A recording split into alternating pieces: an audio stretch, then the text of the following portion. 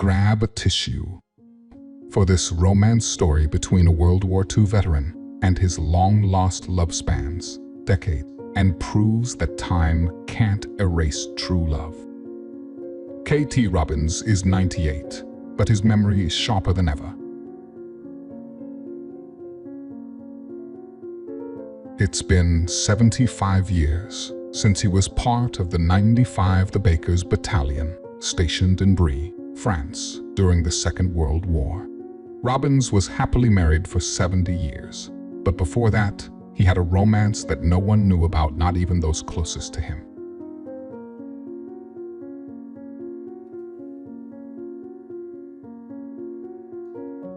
The sweet secret was discovered when Linda Tosh, Robbins' neighbor, and another friend found a photo among some belongings when they were helping him sort through his late wife's things.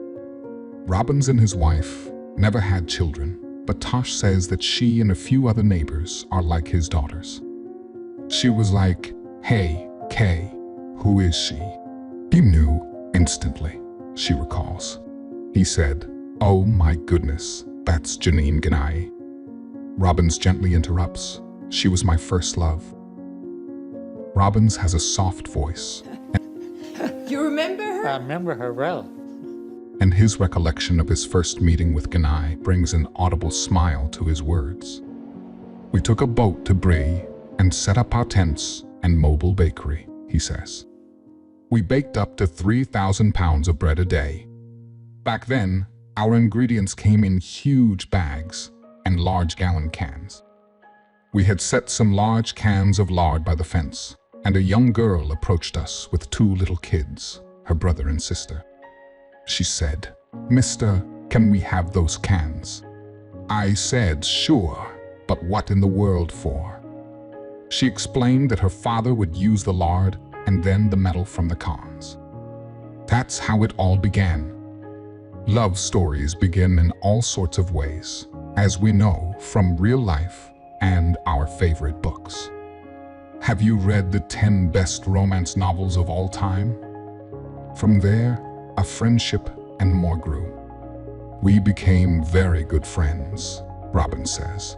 "She would come visit me at the mobile bakery tent every day. Her family would invite me over to their house for meals. We loved each other. Though neither spoke the other's language fluently, Robbins says they managed well. Back then, I spoke a lot more French than I do now, and she got along pretty well with her English," he says with a laugh. I'd like to go and just see if I can find the family. For sure, I won't never get to see her. She's probably gone now. When Robbins got word that he was being transferred to Baston, France, and would have to leave, he knew it meant the end of the courtship he cherished. "Her family had a going-away breakfast for me. It was so nice. The day I had to leave, I called her to tell her I was going. I said, 'Janine, I've got to go.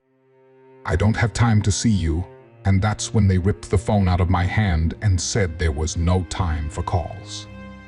That was the last time we spoke." Robbins met his wife by mail, as he puts it, shortly after. She was a pen pal of his who worked in the same shirt factory as his uncle, back home in Mississippi. "We had a great 70 years together," he says of his wife. "I owned a hardware store for 35 years. We had a good life." But he never forgot Ganai, who he says waited for him for 5 years before deciding that he was never coming back. She married and had 5 children with her late husband, who passed 30 years ago. Tosh says, "He often said to me, 'I sure would like to go back to France,' and I never thought much of it. One day, I saw a story online about veterans going back to Normandy, and I mentioned it to him. He said, 'You have to get me on that trip. I want to go.'" Tosh says, if it wasn't for the donation-based non-profit group Forever Young Senior Veterans, Robbins never would have had a chance to reunite with his first love. The group organizes and pays for senior veterans to fulfill lifelong wishes to return to battlegrounds or meaningful places from the past. called trips of honor. One of the veterans that was supposed to go dropped out, and he got the last seat on the plane, explains Tosh. The questionnaire they gave him asked if there was anyone he wanted to find while there, and he listed Janine.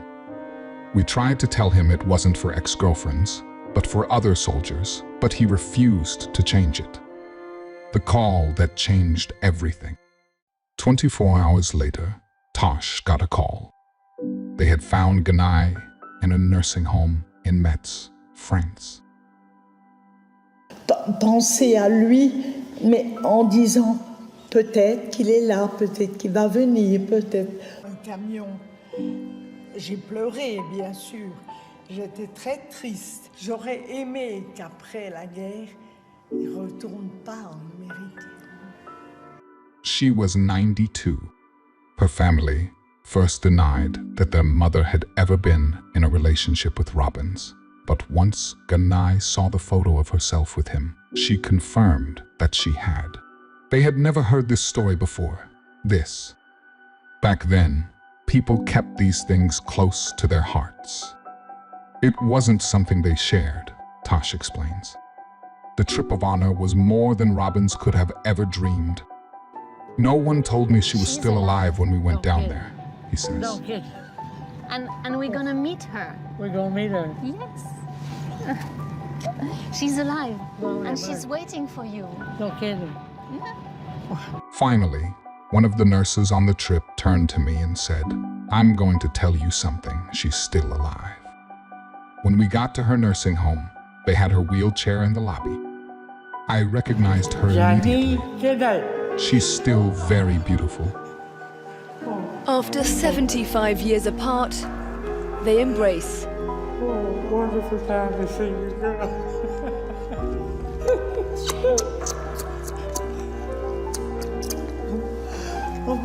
Ça va? He shows her the photo he's kept all these years. You, this is you. Wow. Jenny, I love you, girl. After a number of hours together, it's time to say goodbye once again. Mr. Curtis,